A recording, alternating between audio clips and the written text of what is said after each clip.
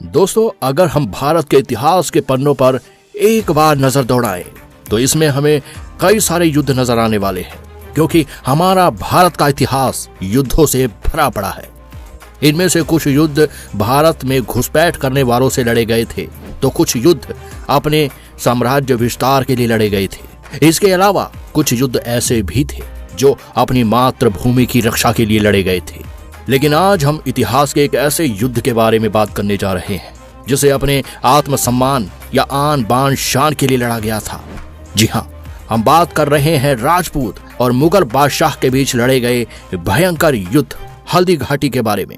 यह युद्ध 16वीं सदी से भी पहले लड़ा गया था। यह युद्ध किस कारण से हुआ था और कौन कौन से योद्धा इस युद्ध में शामिल हुए थे और इसका परिणाम क्या हुआ था, इन सब की जानकारी आज इस वीडियो में विस्तार से मिलने वाली है। तो चलिए बिना किसी देरी के वीडियो को शुरू करते हैं।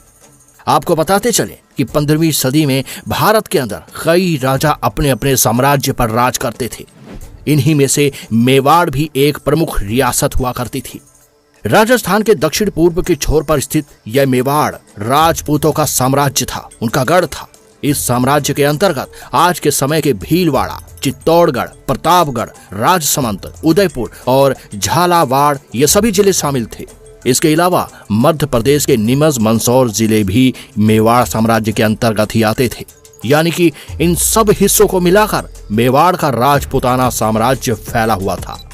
मेवाड़ के बारे में हम इसलिए बात कर रहे हैं क्योंकि यही वो राजपूताना साम्राज्य था जिन्होंने मुगलों के खिलाफ युद्ध किया था, जिन्हें हम हल्दी घाटी के युद्ध के नाम से जानते हैं। यह युद्ध किसी और से नहीं बल्कि दिल्ली में राज कर रहे मुगल शासक बादशाह अकबर के खिलाफ लड़ी गई थी। इस युद्ध में कई वीर योद्धा शामिल थे और मेवाड़ की ओर से नेतृत्व करने वाले महाराणा प्रताप थे। यह नाम आपने कभी ना कभी तो जरूर सुना होगा। यह नाम आज भी लोग पूरी इज्जत और सम्मान के साथ लेते हैं। आखिर वो क्या वजह थी जिसके कारण यह नाम इतना ज्यादा सम्मानजनक बन गया? और तो और ऐसा बताया जाता है कि उस समय बादशाह अकबर ने यह कहा था कि जब भी इतिहास में इस युद्ध की या मेरी बात होगी तो मुझसे भी पहले महाराणा प्रताप का नाम लिया जाएगा।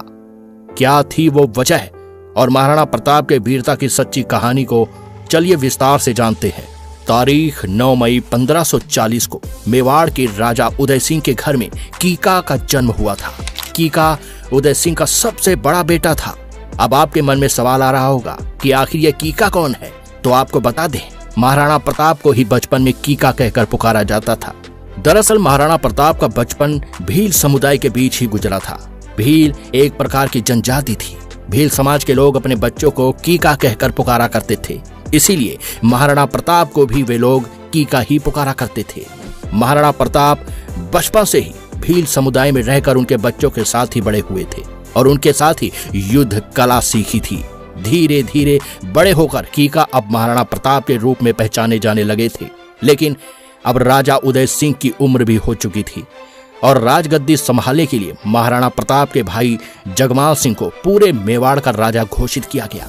लेकिन जगमाल के उत्तराधिकारी बनने से कई लोग असहमत थे, क्योंकि जगमाल सिंह के पास राजपाट चलाने का वो हुनर और कौशल नहीं था, जबकि महाराणा प्रताप राजपाट से लेकर युद्ध नीति एवं कौशल से निपुण होते जा रहे थे।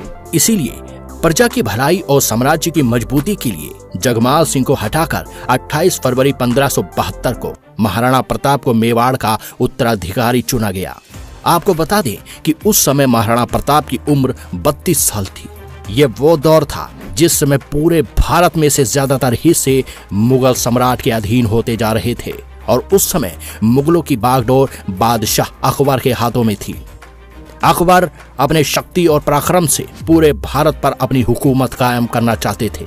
जिन रियासतों पर वे कब्जा नहीं कर पा रहे थे उन्हें संधि प्रस्ताव देकर भी अपने मुगल शासक के अंतर्गत रखने लगे थे। ऐसे में मेवाड़ साम्राज्य को मुगलों के अधीन होना कभी मंजूर नहीं था और मुगल साम्राज्य के सीमा से सटे होने के बावजूद भी मेवाड़ की रियासत को मुगल अपने अधीन करने में कामयाब नहीं हो पा रहे थे।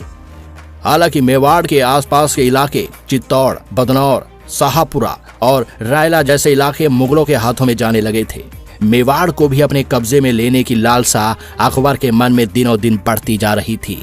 अब एक सवाल यहाँ पर उठ सकता है कि आखिर मेवाड़ में वो क्या खास बात थी जिसकी वजह से अकबर इसे अपने रियासत में शामिल करने के लिए एड़ी चोटी का जोर दे रहा था। चलिए इसे भी जान लेते हैं। इसके पीछे दो प्रमुख कारण थे। पहला ये था कि अकबर जानता था कि पूरे भारत में अपना साम्राज्य स्थापित करने के लिए उसे अपनी रियासत के साथ साथ सैन्य शक्ति को भी मजबूत बनाना होगा, और उस समय जितने भी राजपूत साम्राज्य थे वे सभी अकबर के आड़े आ रहे थे। इसीलिए अकबर ने सबसे पहले राजपूतों के रियासतों को अपने अधीन करना शुरू कर दिया। उनमें से कुछ रियासत अकबर के अधीनता को स्वीकार कर रही थी, वहीं कुछ रियासत को संधि प्रस्ताव के जरिए अपने साथ जोड़ लिया गया और कुछ रियासतों को अकबर ने वैवाहिक संबंध के जरिए अपनी रियासत के साथ जोड़ लिया। ऐसे में मेवाड़ एक बहुत ही शक्तिशाली साम्राज्य था और वह ना तो मुगलों से डरता था और न ही बादशाह अकबर से।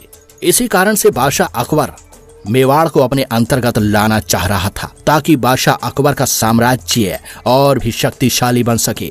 और दूसरा कारण था मुगल सल्तनत की राजनीति और अर्थव्यवस्था। मेवाड़ साम्राज्य मुगलों के राजपाट रणनीति के आड़े आ रहा था। चलिए इसे समझते हैं। दरअसल अकबर दिल्ली में राजगद्दी पर बैठकर अपने साम्राज्य को चला रहा था। दिल्ली और आगरा से गुजरात के बंदरगाहों तक और मालवा से दक्कन तक जितने भी अकबर के बड़े बड़े घुड़साल और मिलिट्री कैंप होते थे उनका रास्ता मेवाड़ से होकर गुजरता था। इसीलिए अकबर को उन कैंपों का संचालन करने के लिए मेवाड़ की रियासत से गुजरना पड़ता था। इसके अलावा मुगलों के लिए व्यापार के प्रमुख मार्गों में से एक मार्ग मेवाड़ से ही होकर गुजरता था। इसीलिए अकबर के लिए और भी जरूरी था कि मेवाड़ को अपने अधीन कर ले ताकि उन्हें व्यापार आदि में किसी भी प्रकार की रुकावट न आए, क्योंकि अकबर यह भली भांति जानते थे कि अगर मेवाड़ के मार्ग को राजपूतों द्वारा बंद कर दिया जाए तो इसका सीधा असर मुगल सल्तनत की अर्थव्यवस्था पर पड़ सकता है। अकबर मेवाड़ के साथ युद्ध कभी नहीं चाहते थे। वह चाहते थे कि मेवाड़ को बिल्कुल शांतिपूर्वक तरीके से अपनी रियासत में शामिल कर लिया जाए। इसीलिए 1572 से लेकर 1576 तक 4 बार अकबर द्वारा मेवाड़ पर संधि प्रस्ताव भेजा गया, लेकिन महाराणा प्रताप यह भलीभांति समझ चुका था कि संधि प्रस्ताव के आड़ में अकबर मेवाड़ को अपने अधीन बनाना चाहता है और यह सब महाराणा प्रताप को कभी भी मंजूर नहीं था। वे हर बार संधि प्रस्ताव को ठुकरा देते थे। उधर सत्ता से हटाए जाने की वजह से महाराणा प्रताप का भाई जगमाल सिंह बदला लेने के लिए जाकर अकबर के साथ मिल गया। इसके अलावा और भी लोग महाराणा प्रताप के विरुद्ध जाकर अकबर के साथ हो गए और आखिरकार युद्ध की परिस्थिति बन ही गई। महाराणा प्रताप ने अपनी आन बान शान के लिए युद्ध के रास्ते को चुना। अकबर द्वारा भी मेवाड़ पर आक्रमण करने का आदेश दे दिया गया। इस तरह यह युद्ध जून 1576 को राजस्थान के राजसमंद जिले में थन्नौर गांव से बलीचा गांव तक 6 किलोमीटर में फैले एक रण क्षेत्र में लड़ा गया था, जिसे हम हल्दी घाटी के नाम से भी जानते हैं। इस युद्ध में महाराणा प्रताप ने अपने घुड़सवार सैनिकों और भील समुदाय के धनुर्धर सैनिकों को युद्ध के मैदान में उतारा था। प्रताप की सेना की अगुवाई हकीम खां सूरी कर रहे थे। इसके अलावा इस युद्ध में महाराणा प्रताप की ओर से भील नेता राणा पूंजा भील, भामा शाह, ताराचंद, राम शाह तोमर, राम दश बदनौर, भीम सिंह डोरिया, झालामाल सिंह, झाला विधा, बछावत और जयमल मेहता आदि जैसे योद्धा शामिल थे। और दूसरी तरफ मुगलों के खेमे में राजा मान सिंह के अलावा जगन्नाथ कचवाहा, माधो सिंह कचवाहा, सैयद हाशिम, जगमाल सिंह, शक्ति सिंह और सगर आदि योद्धा शामिल थे। हल्दी घाटी का युद्ध बहुत ही भयंकर तरीके से हुआ था। आपको बता दें कि बदौनी भी मुगलों की तरफ से युद्ध लड़ रहे थे और आगे जाकर बदौनी ने मुंतखाब अत तवारीख में हल्दी घाटी के युद्ध का वर्णन किया था।